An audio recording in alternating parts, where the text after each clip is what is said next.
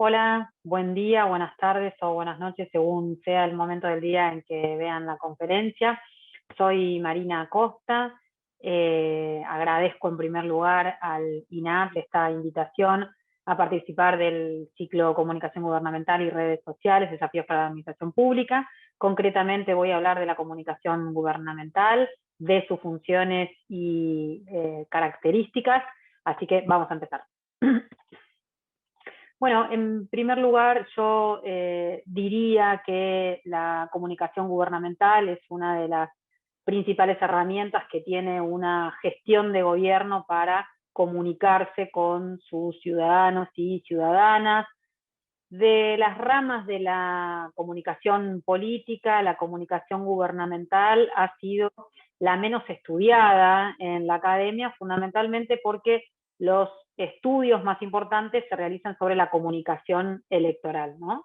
Pero bueno, es una de las, como decía, subdisciplinas de la gran disciplina comunicación política, así que antes de entrar a ella me parece que es necesario hacer algunas aclaraciones sobre dos conceptos fundamentales: la comunicación política por un lado, pero también esto que el politólogo francés Bernard Manin denomina la democracia de lo público. ¿Y por qué, digamos, me concentro en este tipo ideal de democracia, como dice el autor? Bueno, fundamentalmente porque muchas de las características de la democracia de lo público nos sirve para pensar la comunicación gubernamental, o en todo caso la comunicación gubernamental se articula con este modelo de democracia que se denomina democracia de lo público, también conocida como democracia de audiencia.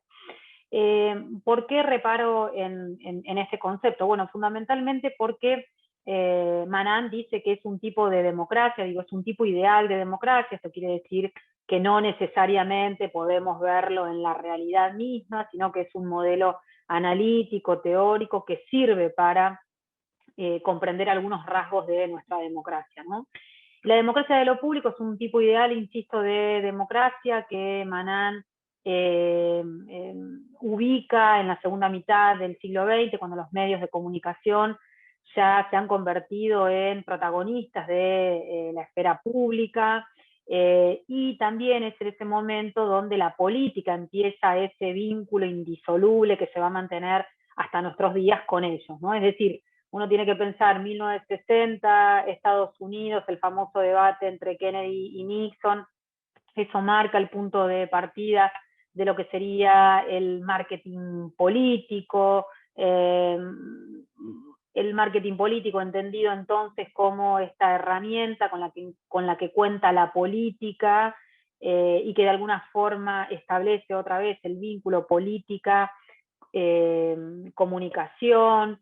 Los medios de comunicación ya no van a ser ajenos a la política y la política tendrá que empezar a convivir con ellos, y fundamentalmente con la televisión, que se va a convertir en el medio de comunicación hegemónico. Manuel Castells, unos años después de Manin, dice también, ¿no?, que los medios van a empezar a estructurar y encuadrar el juego de la política, y los políticos, el sistema político, tendrá que aprender las reglas de funcionamiento de los medios de comunicación para también poder operar en ellos, ¿no?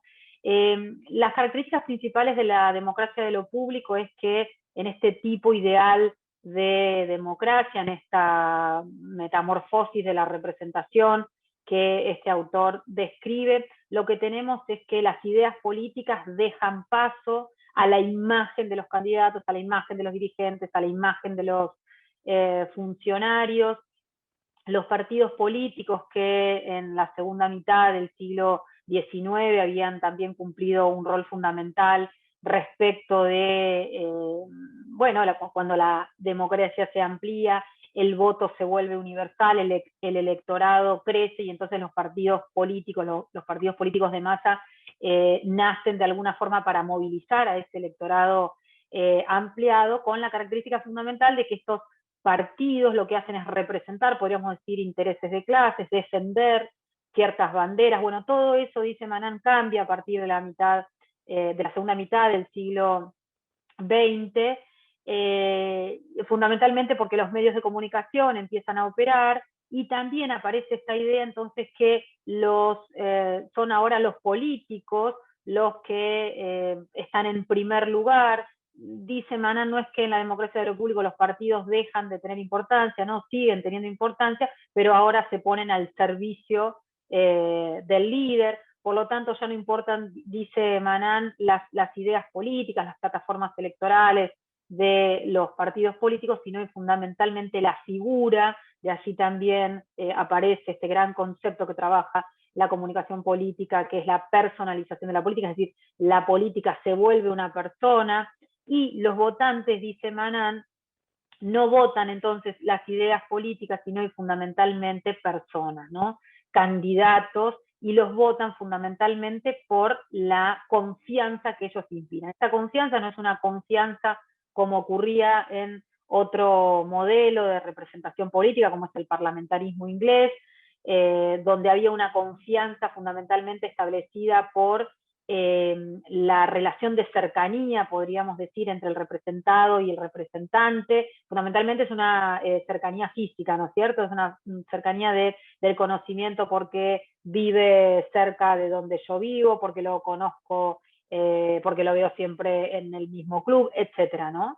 En la democracia de lo público, la confianza se establece a partir de la presencia de los políticos, de los representantes en los medios de comunicación y fundamentalmente en la televisión. La televisión, dice Manan, como también van a decir otros politólogos, se convierte en el nuevo ágora público. Los políticos tienen que estar en la televisión precisamente para lograr la confianza, para construir esa confianza audiovisual, va a decir más tarde Oscar Landi, también desde la sociología argentina. Entonces, la confianza se busca, se construye en los medios de comunicación.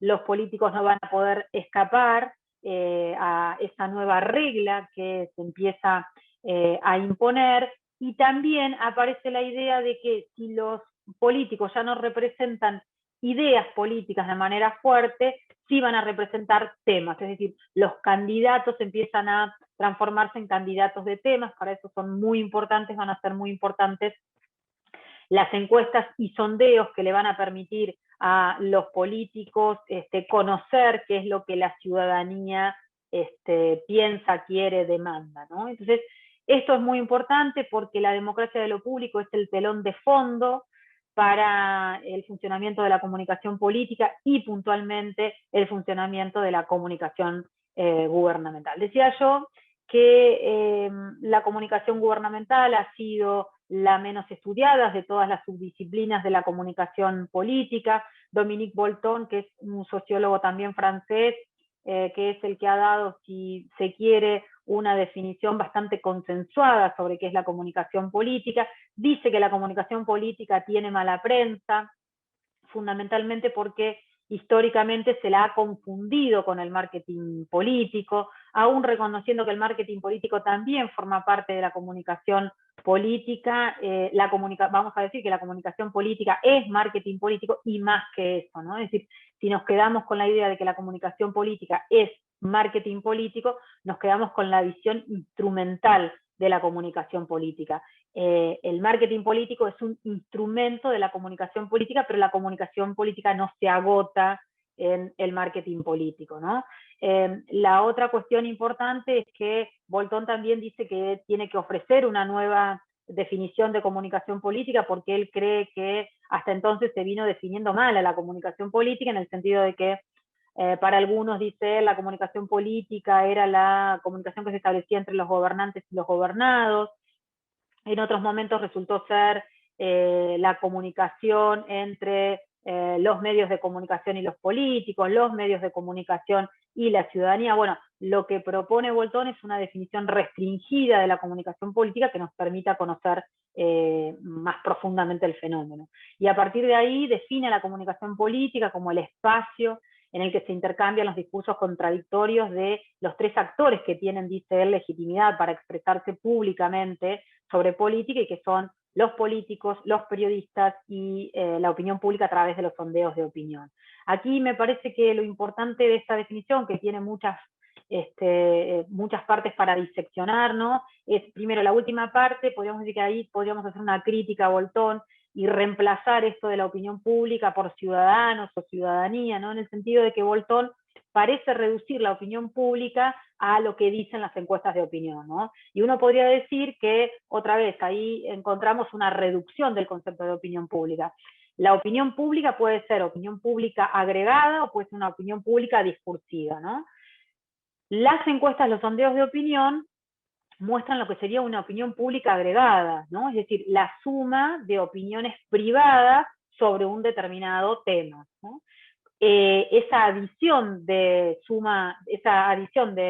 opiniones privadas cristaliza en un porcentaje, y por eso las encuestas dicen el 70% de la ciudadanía cree tal cosa, otro 15% cree tal otra. Bueno, esos son los porcentajes que hablan de la opinión pública agregada. Ahora, también tenemos opinión pública cuando, por ejemplo, en una reunión entre amigos o amigas hablamos sobre determinados temas, ¿no? De determinados temas que de controversia pública, podríamos decir, no de cualquier tema, no cualquier tema forma parte de la opinión pública, ¿no?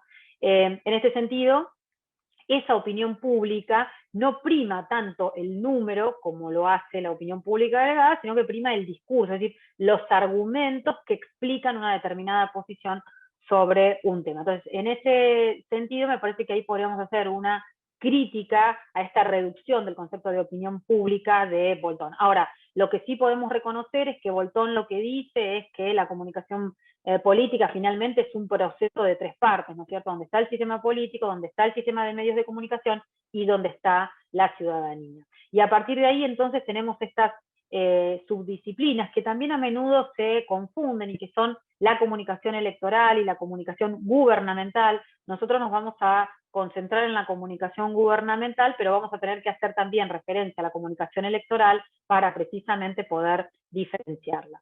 Antes de ir a la definición teórica, digamos, de la comunicación gubernamental, tendríamos que decir que todas las instituciones necesitan comunicarse de manera organizada y estratégica, ¿no? En este sentido, la comunicación es una herramienta de gestión indispensable. Algunos autores dicen que la comunicación gubernamental es el sistema nervioso de todo gobierno, es decir, si falla la comunicación gubernamental, los otros sistemas que integran un gobierno también falla. Por eso es tan importante contar con planes estratégicos de comunicación en todas las instancias de la administración pública.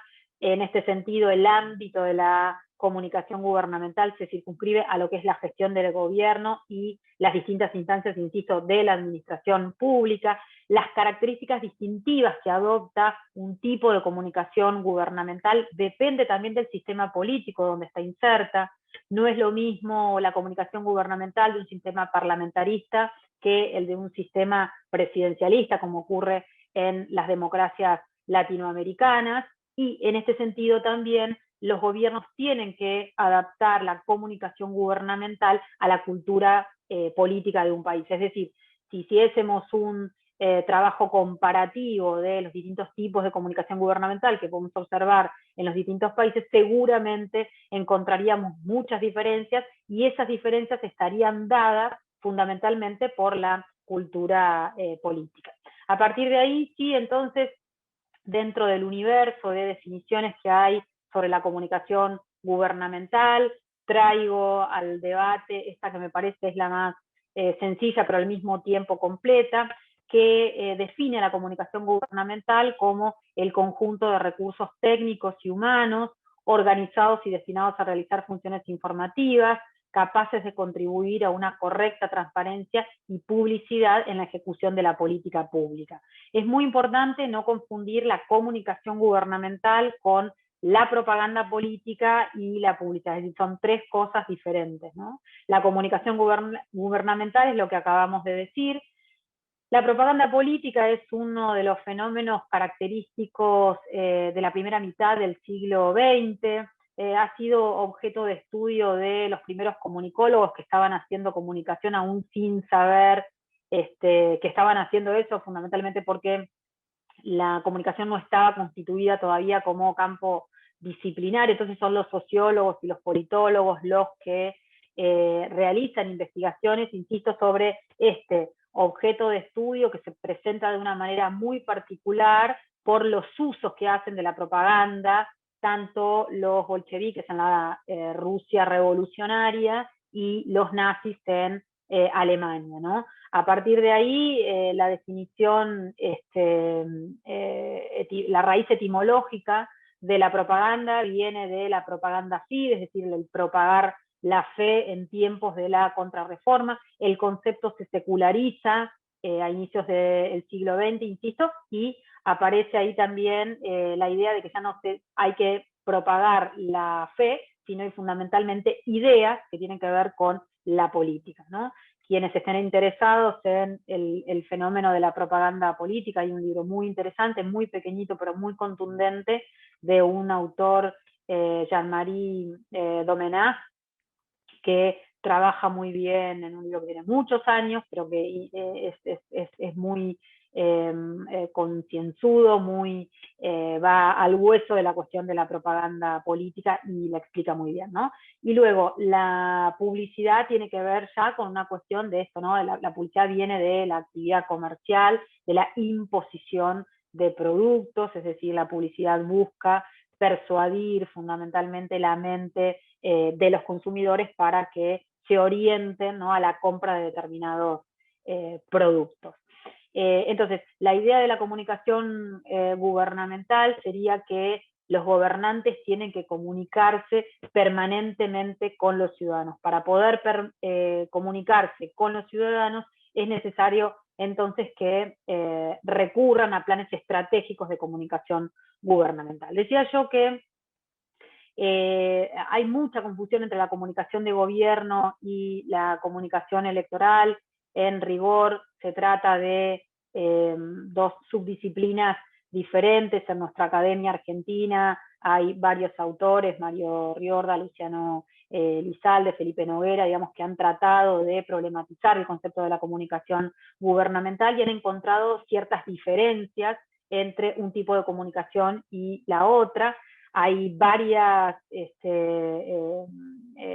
varias cuestiones que las separan, ¿no? Pero reparo en estas tres que me parecen las más esenciales. Por un lado, los objetivos de una y otra, ¿no? En una campaña electoral hay un objetivo agonal, ¿no? Eso quiere decir que el candidato lo que quiere es ganar una elección, lo que quiere es imponerse frente a otros candidatos. En ese sentido, es bastante sencillo definir el objetivo, que además es un objetivo a corto plazo, porque ese objetivo, como el ciclo de la campaña electoral, dura un tiempo, un periodo muy corto, acotado por la ley, que indica cuándo arranca y cuándo termina una campaña.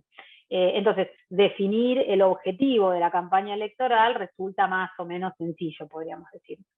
Luego, el objetivo de la comunicación de gobierno es mucho más complejo, porque de lo que se trata es de comunicar la gestión de gobierno, de lo que se trata es de comunicar las políticas públicas que un gobierno va elaborando, va trazando, va activando, ¿no? Y entonces, en ese sentido, la combinación de objetivos requiere también un trabajo mucho más oneroso que el de la campaña electoral. Por otra parte, en una campaña electoral, los estrategas de la comunicación tratan de que el mensaje siempre sea un mensaje único, ¿no? Es decir, que no haya multiplicidad de mensajes, porque de lo que se trata es de persuadir a través del convencer y del conmover al electorado, y entonces necesitamos evitar que haya mucho ruido en los distintos mensajes que va recibiendo de la campaña electoral. En cambio, en la comunicación de gobierno, o la comunicación de gobierno, tiene que estar permanentemente combinando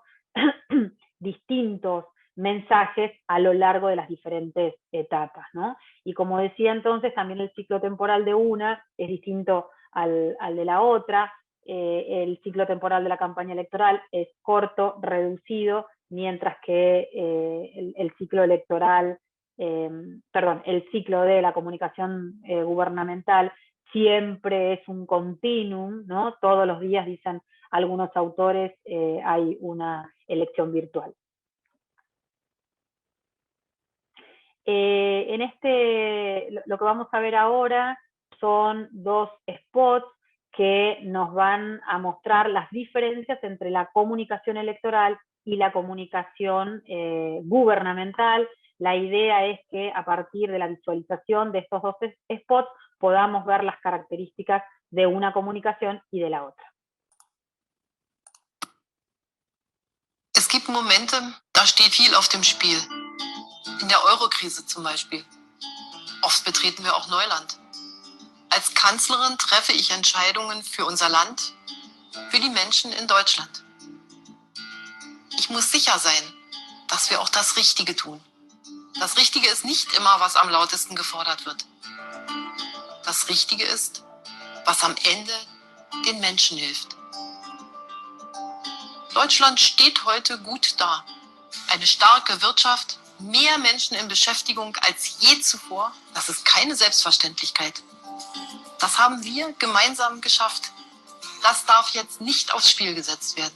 Durch höhere Steuern und mehr Belastung. Das wäre nicht gut für Deutschland. Ich will, dass wir auch in Zukunft gemeinsam erfolgreich sind. Durch gute Arbeit und neue Ideen. Ich will, dass wir ein faires Land sind. Ich will ein Land, in dem die Stärkeren den Schwächeren helfen. Ich will ein Land, in dem die belohnt werden, die etwas leisten. Ein Land, in dem wir unseren Kindern die besten Chancen bieten. Das ist mein Ziel als Kanzlerin. Dafür bitte ich Sie um Ihre Unterstützung am 22. September. Mit beiden Stimmen für die CDU. Gemeinsam schaffen wir das. Vamos a ver ahora, ese fue un spot electoral, comunicación electoral, vamos a ver ahora la comunicación gubernamental. Es ist ernst. Nehmen Sie es auch ernst. Seit der deutschen Einheit, nein, seit dem Zweiten Weltkrieg, gab es keine Herausforderung an unser Land mehr, bei der es so sehr auf unser gemeinsames, solidarisches Handeln ankommt. Deswegen bitte ich Sie, glauben Sie keinen Gerüchten, sondern nur den offiziellen Mitteilungen, die wir immer auch in viele Sprachen übersetzen lassen. Wir sind eine Demokratie. Wir leben nicht von Zwang, sondern von geteiltem Wissen und Mitwirkung.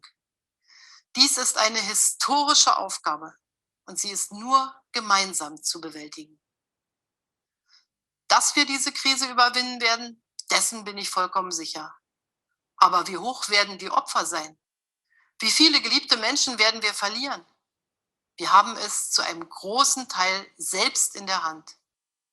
Wir können jetzt entschlossen alle miteinander reagieren. Wir können die aktuellen Einschränkungen annehmen und einander beistehen. Bueno, lo que veíamos acá es precisamente cómo los objetivos de una comunicación eran diferentes entre sí, ¿no? En el primero, en el spot de campaña, lo que veíamos era una candidata, aun cuando Merkel era canciller en ese entonces, sigue siendo, pero en ese entonces ella iba por la reelección, era candidata, mostraba logros de su gestión, y hacia el final de la pieza lo que ustedes vieron es que ella pide el voto, ¿no? ¿A quién está pidiendo el voto? Bueno, fundamentalmente a los indecisos. Los spots electorales casi siempre se enfocan, buscan ese target que es el de los indecisos. Nunca va hacia los sectores duros, ya sean oficialistas u opositores, ¿no? Las campañas electorales siempre buscan a los indecisos.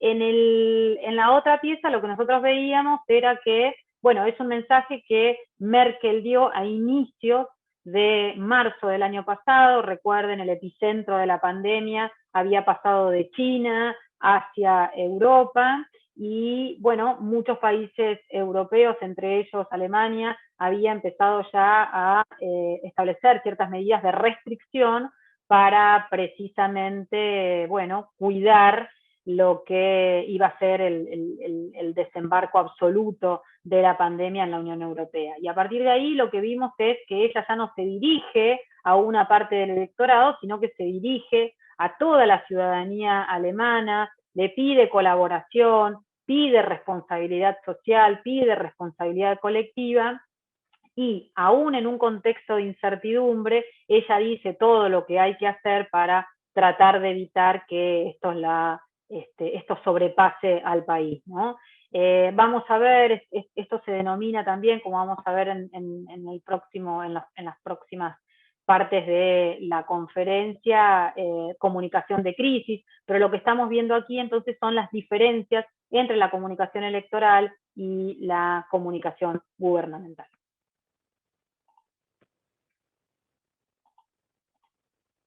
Bueno, ¿cuáles son las funciones de la comunicación gubernamental? Retomo aquí la propuesta de Mario Riorda. Él dice que fundamentalmente la comunicación gubernamental busca crear consenso para legitimar las acciones de gobierno, visibiliza la gestión y, como dijimos, mantiene informada a la ciudadanía sobre la ejecución de políticas públicas. Para que los ciudadanos puedan opinar sobre un gobierno es necesario que cuenten con información y para eso sirve la comunicación gubernamental, para que el gobierno pueda acercar información a la ciudadanía. Por eso decimos que es un instrumento fundamental. La comunicación gubernamental también funciona de manera articulada con los medios de comunicación, es decir, no se puede hacer comunicación gubernamental sin la articulación con los medios de comunicación. Cuando hablamos de medios de comunicación estamos hablando de los medios tradicionales de comunicación, los medios masivos de comunicación, la radio, la prensa gráfica, la televisión y los nuevos medios de comunicación más conocidos como las redes sociales o plataformas digitales de las que ustedes van a tener más información en la conferencia de Agustina Lassi y Malena Dip, así que no me quiero meter mucho en ese terreno. ¿Cuáles son los tipos de comunicación gubernamental? De acuerdo a los distintos autores y autoras que se lean, cada uno propone una tipología. Sigo en esta tipología la propuesta de la politóloga Belén Amadeo, que distingue dos grandes tipos de comunicación gubernamental, la abierta y la cerrada. La abierta está centrada en los medios de comunicación tradicionales.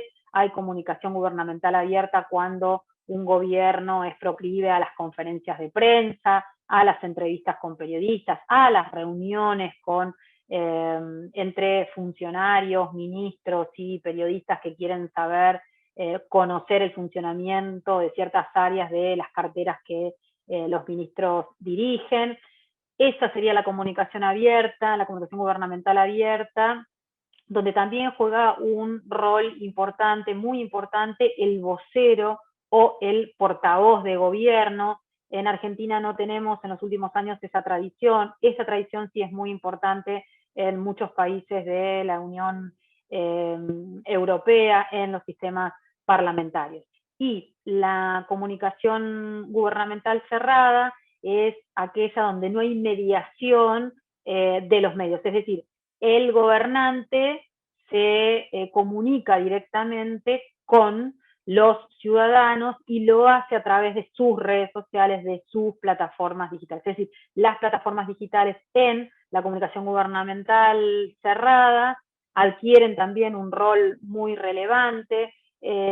¿Cuál es la crítica, digamos, que podemos hacer a este tipo de comunicación cerrada? Los estudios empíricos que se realizan muestran que en general los funcionarios utilizan a las plataformas digitales simplemente como canales unidireccionales de información, ¿no? Es decir, trabajan con el esquema clásico y muy vertical de la comunicación, que es emisor, mensaje, receptor o audiencia, y no se produce en esa verticalidad del modelo, no se produce el feedback, ¿no? Es decir, no hay retroalimentación. Por eso, cuando hacemos estos tipos de estudios, también siempre en las conclusiones decimos, ¿no?, que los gobernantes tienen que tomar en cuenta la importancia que tiene la retroalimentación con los usuarios. Piensen que lo que decimos es, no vale simplemente que el funcionario escriba algo en su Twitter,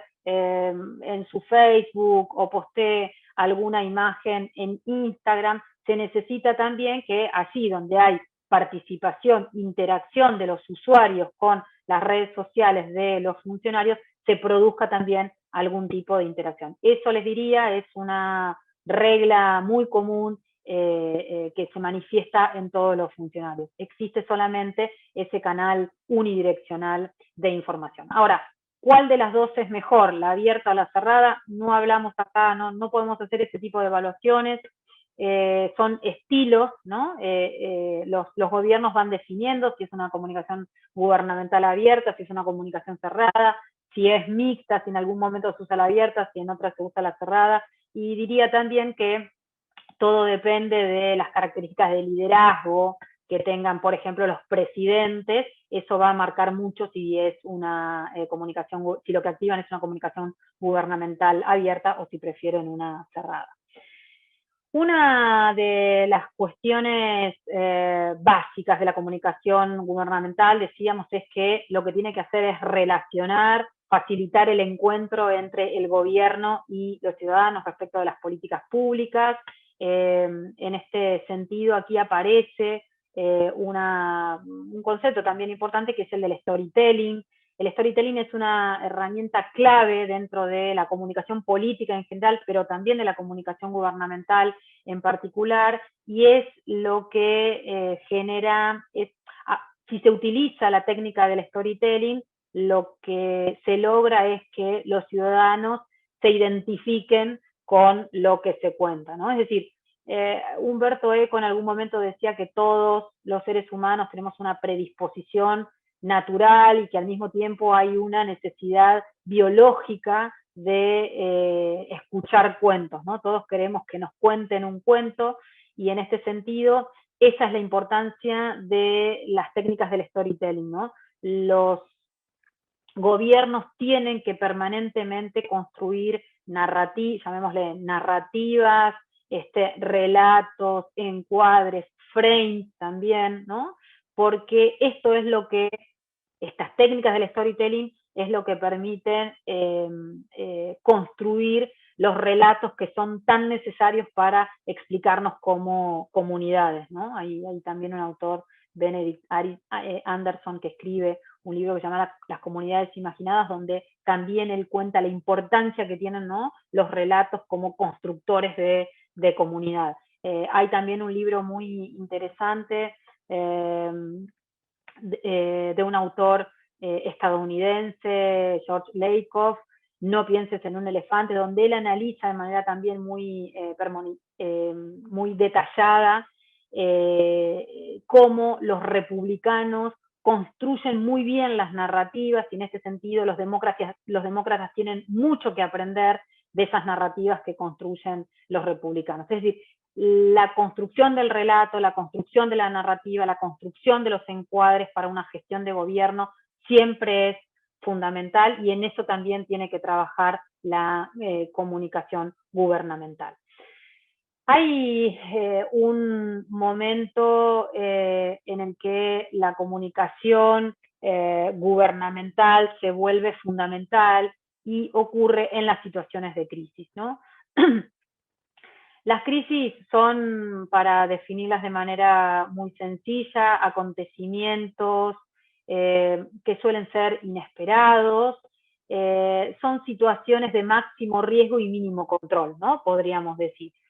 Hay distintos tipos de crisis, pero podríamos decir que en general, como decía, son sorpresivas, son únicas, es decir, no hay dos crisis iguales, provocan situaciones de urgencia, desestabilizan, y también ocurre un descenso de la calidad de información, es decir, los mensajes de información se va deteriorando en estados de emergencia, ¿no? Y aparecen entonces algo con los que tiene que trabajar y contrarrestar la comunicación de gobierno, que son los rumores, la desinformación, la intoxicación de información y otras cuestiones que seguramente también verán en la próxima conferencia. Ahora, pensemos entonces en la crisis que produjo este acontecimiento extraordinario e inédito que fue la pandemia de la COVID-19 el año pasado. Este acontecimiento fue importante no solamente porque, insisto, fue un acontecimiento totalmente inédito y atípico, sino y fundamentalmente porque los sistemas políticos, los gobiernos del mundo tuvieron que enfrentarse a una situación totalmente desconocida que produjo una crisis. Y lo que ocurre en las crisis es que los ciudadanos y ciudadanas demandamos más a nuestros dirigentes, ¿no?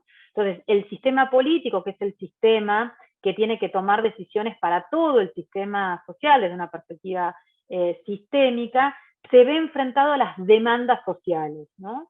Y en este sentido, la opinión pública se transforma de alguna forma en tribunal del sistema político y fundamentalmente del gobierno. Por lo tanto, el gobierno tiene ahí como un doble desafío, porque tiene que enfrentar la crisis y al mismo tiempo tiene que responder las demandas que la ciudadanía va planteando, ¿no? Y en ese sentido, decir también que las crisis siempre producen enormes contextos de incertidumbre, y como decimos siempre, a la incertidumbre solo se la sacia con información. Por eso es tan importante, una vez más, la acción de la comunicación gubernamental en una crisis, ¿no? Ahí hacia el final, que quedó ahí en el Zócalo, decimos también que la crisis es noticia, ¿no? Ahí también hay una cuestión importante, y es que en una crisis los gobiernos también tienen que estar disputando con los medios de comunicación la agenda, ¿no? Por eso se producen a veces muchas tensiones entre el sistema político, el sistema de los medios de comunicación. Acuérdense, en la comunicación política, quien no está ajena a esa vinculación es la ciudadanía, y esa disputa que se produce entre medios de comunicación y sistemas políticos tiene que ver fundamentalmente con ver quién impone la agenda, quién impone el encuadre, quién impone la narrativa sobre esa crisis. Cuando hablamos de la comunicación de crisis, entonces decimos también que la comunicación, de este tipo de comunicación, es una comunicación reactiva, ¿no? Es decir, nunca es proactiva, siempre es la reacción a una situación en general inesperada. Lo que tiene que intentar evitar la comunicación de crisis es que la imagen del gobierno sea lesionada, ¿no? La imagen del gobierno se esmerile por el acontecimiento que produce esa crisis. Tenemos que pensar que la imagen, que es un concepto que viene de la comunicación institucional, la imagen que tenemos del gobierno la vamos construyendo en nuestra mente a partir de la multiplicidad de actos, digamos, que sigue este gobierno, ¿no? Es, en este sentido, como dicen los manuales, es la suma de experiencias que alguien tiene de una institución, que alguien tiene del gobierno, también podemos decir. Es un concepto subjetivo que reside una vez más en nuestra mente, y es también en ese lugar donde tiene que operar la comunicación gubernamental. Como hablamos de imagen y como hablamos de identidad institucional, hay también una técnica utilizada por los gobiernos para posicionar la imagen de un país, que es la marca país, ¿no? La marca país nace fundamentalmente de los desafíos que va planteando la globalización y de la competencia también inevitable, ¿no es cierto?, que se establece entre los países del mundo. La marca país acompaña entonces las acciones de un gobierno en el exterior. Para algunos autores es una política pública que se apoya en el marketing, y lo que hace es utilizar los valores o los factores diferenciales de un país, como su turismo, la historia, la cultura, su deporte, con la finalidad de posicionar al país en el concierto internacional. En este sentido, lo que hace la comunicación gubernamental a través de la marca país es exponer las ventajas competitivas que tiene el país. Acá lo que vemos es un conjunto de logotipos de la marca país de diferentes países. A mi derecha tenemos cuál fue la evolución de la marca país de nuestro país, de Argentina. Entonces, la marca país, ¿cómo se construye la marca país? Bueno, se construye, siempre se piensa, es una política que siempre se piensa a largo plazo, y lo que busca fundamentalmente la marca país es la asociación de ideas que surgen de forma inmediata en la mente de un ciudadano de otro país cuando se menciona un país, ¿no? Es un trabalenguas, pero espero que lo hayan entendido. En la próxima diapositiva vamos a ver unos ejemplos de México y de la marca país Argentina. México es más de lo que piensas. Tenemos más de 44,000 sitios arqueológicos y 27 sitios declarados Patrimonio Cultural de la Humanidad. La Ciudad de México es la ciudad con más museos en el mundo. Y de toda América, somos el país con más bienes inscritos en la lista de Patrimonio Mundial. Esto es México. Esto es tuyo. Bueno, vamos a ver ahora cómo los publicistas argentinos también pensaron la marca país Argentina. Este es el pedazo de tierra que nos tocó. 2.780.000 kilómetros cuadrados de generosidad y abundancia, limitados por una frontera de 9.376 kilómetros. Ni uno más, ni uno menos. En cambio, a nuestra tierra le tocó algo muy distinto, cambiante, desafiante e imposible de limitar y encasillar. Nosotros. 40 millones de nosotros. Y juntos somos Argentina. Juntos no tenemos límites geográficos, ni de lengua, ni de forma, ni de tiempo. Y nos las arreglamos para hablarle al mundo en un idioma sin palabras, el idioma del asombro. Esta tierra nos alimenta de algo especial, y eso nos permite alimentar al mundo de talento. Sí, por afuera sueña con el gol, así va Messi al arco. La marca de un país no es una postal. Es algo vivo como vos y como yo, que late, respira, siente, crece y crea. Y eso que cada uno tiene para dar al mundo puede ser tan potente como el golpe de las cataratas del Iguazú, o tan sorprendente como una película de Campanella, tan apasionante como nuestro baile, o tan revolucionario como una cirugía a corazón abierto.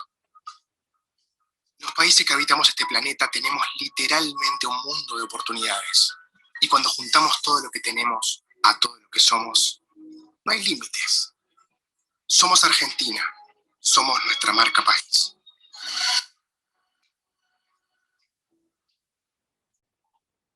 Bueno, y con estos dos ejemplos de... Con estos dos... Bueno, con estos dos ejemplos de, marca país, vamos a dar por cerrada esta conferencia. Lo que hicimos durante estos minutos fue repasar entonces la importancia, primero, de la comunicación política. Yo al inicio olvidé decir que hay también una pregunta que siempre surge, ¿no? Y que ustedes estuvieron viendo bien también con Silvia Demirjian en la primera conferencia sobre los fundamentos filosóficos, teóricos de la comunicación política, en la que decimos que siempre hubo comunicación política, la política y la comunicación son consustanciales.